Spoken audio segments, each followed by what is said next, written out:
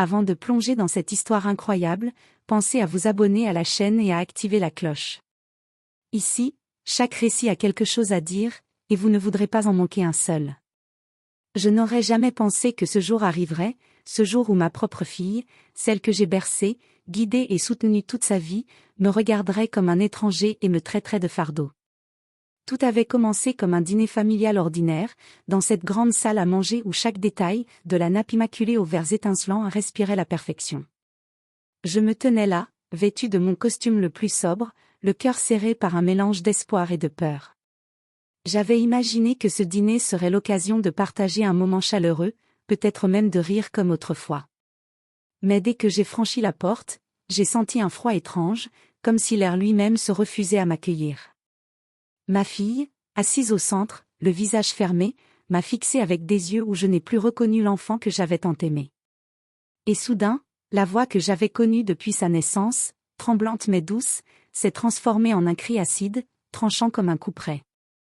Tu es un fardeau pour notre famille, va-t'en. Le monde autour de moi s'est figé. Les murmures se sont tus, les regards se sont braqués sur moi, mélange d'incompréhension et de jugement.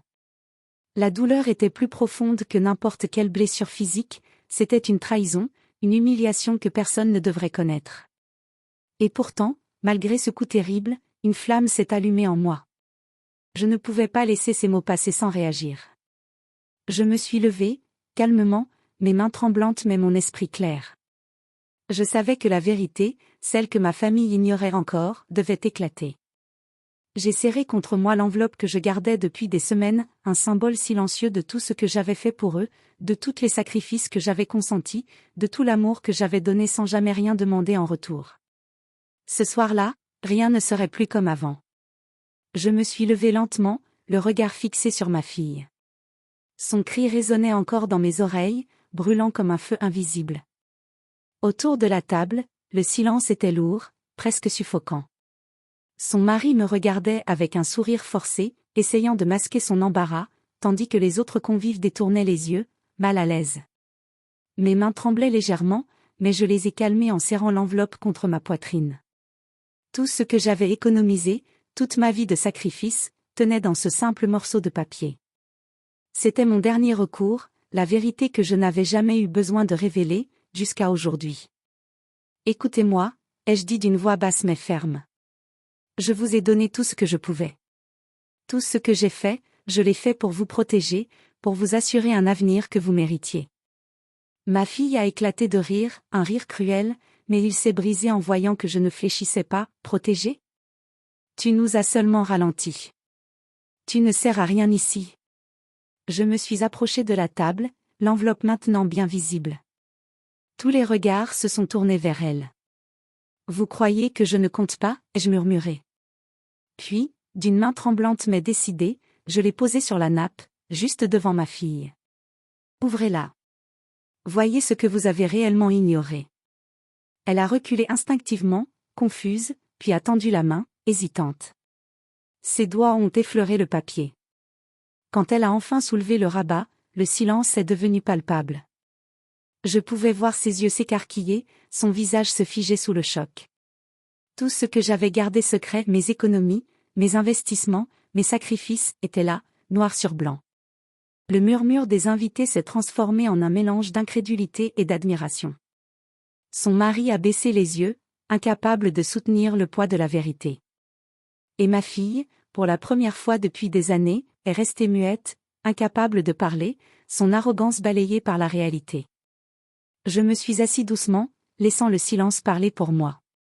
La douleur de ces mots était encore là, mais maintenant, elle était tempérée par le pouvoir de la vérité.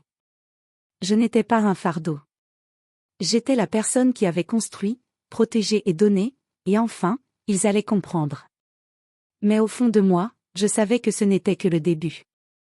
Le vrai test, c'était ce qu'ils allaient faire maintenant que la vérité était révélée. Le silence qui suivit l'ouverture de l'enveloppe était presque insoutenable. Ma fille fixait le contenu, ses mains tremblantes, incapable de détourner le regard. Son mari, quant à lui, semblait englouti par la culpabilité, ses joues rougies par une honte qu'il ne pouvait cacher. C'est, balbutia-t-elle, la voix étranglée, Pourquoi, tu ne nous as rien dit? Je l'ai regardé calmement, sans colère mais avec une détermination froide. Parce que je voulais que vous grandissiez sans me considérer comme un obstacle. Vous deviez apprendre à me respecter, et non pas à me juger avant de connaître la vérité.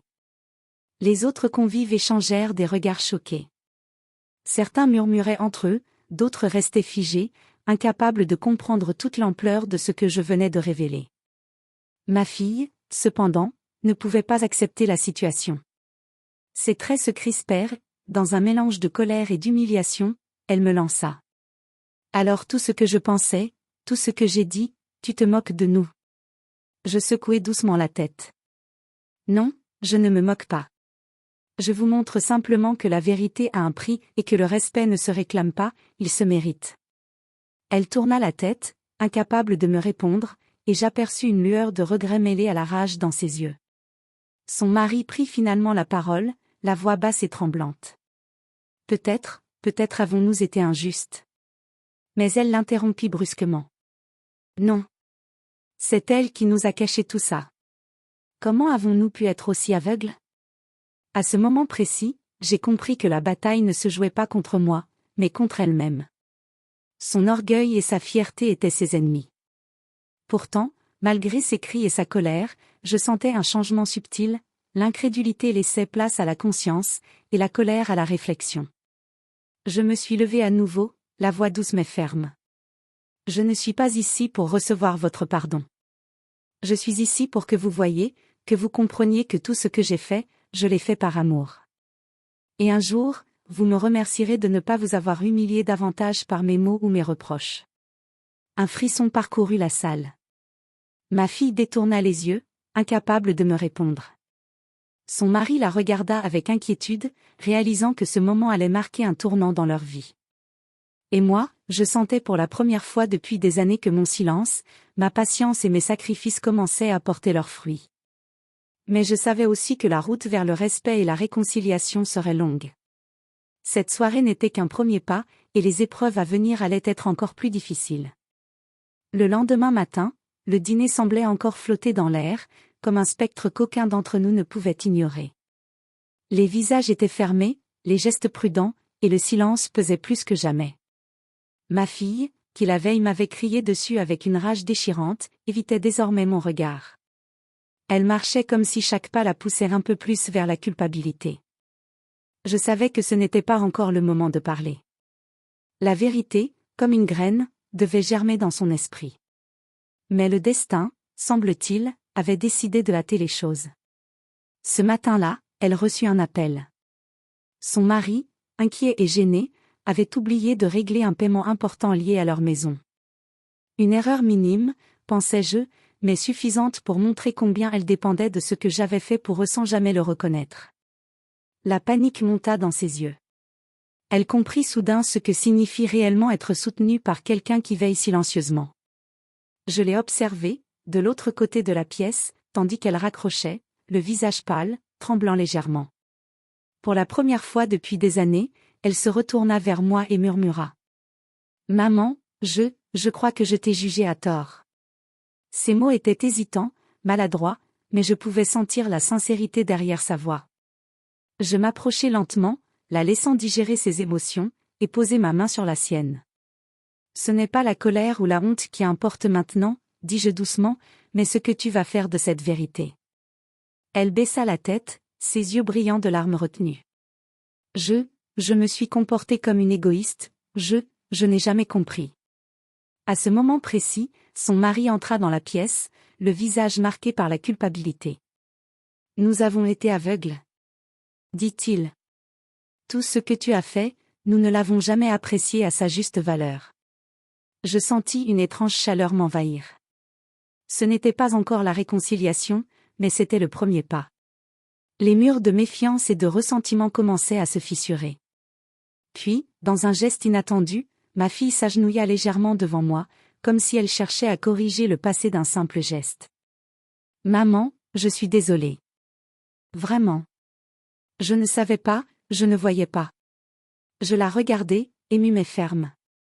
L'important n'est pas de revenir en arrière, mais de construire l'avenir. Commence par reconnaître la vérité, par être honnête avec toi-même et avec ceux que tu aimes. Pour la première fois depuis longtemps, la maison sembla respirer. Le poids des années de malentendus et de jugements commençait à se dissiper. Mais au fond de moi, je savais que le plus difficile restait à venir, reconstruire la confiance, réparer les blessures et montrer à ma fille que l'amour ne se mesure pas seulement par des mots, mais par des actes constants et silencieux. Et ce soir-là, j'ai compris que la véritable revanche n'était pas dans la colère, ni dans les reproches, mais dans la patience, la vérité et la fierté de voir ma fille enfin ouvrir les yeux. Les jours qui suivirent le dîner furent silencieux, mais chargés d'une tension nouvelle. Ma fille évitait encore mes reproches, mais je sentais que son cœur travaillait, lentement, à déconstruire des années d'orgueil et de méfiance. Chaque geste, chaque mot, chaque regard témoignait de sa prise de conscience. Un soir, alors que je préparais le dîner, elle entra dans la cuisine, timidement. Ses mains tremblaient légèrement, mais son regard était sincère. « Maman !» dit-elle, la voix à peine audible, j'ai réfléchi à tout ce que tu as fait pour nous. Je me suis comportée comme une enfant, égoïste et aveugle. Je ne dis rien, laissant ces mots flotter dans l'air. Elle s'approcha, hésitante, puis posa sa main sur la mienne. Je veux réparer ça. Je veux que tu saches, que je te respecte, et que je ne te considérerai plus jamais comme un fardeau. À ce moment-là, quelque chose en moi se libéra. Les années de douleur, de malentendus et de trahisons silencieuses semblaient fondre. Je l'attirai doucement contre moi, et elle se laissa aller, enfin, dans une étreinte sincère. Son mari entra, un sourire timide aux lèvres, et s'inclina légèrement. Nous avons été aveugles, mais nous voulons changer. Le lendemain, la maison semblait respirer à nouveau. Le dîner, autrefois source de conflit, devint une table de réconciliation. Les rires reprirent, timides au début, puis plus sincères. Les discussions, qui autrefois se terminaient en cris, se transformèrent en échanges profonds et respectueux. Et ce soir-là, alors que je regardais ma fille sourire et rire comme autrefois, je compris enfin que le véritable pouvoir n'était pas dans la colère, ni dans la revanche, mais dans la patience, l'amour et la vérité silencieuse. La famille renaissait, plus forte et plus consciente. Les blessures du passé restaient, certes, mais elles servaient désormais de rappel, l'amour ne s'impose pas, il se gagne. Et parfois, il faut un choc, un cri, pour que la lumière perce à nouveau.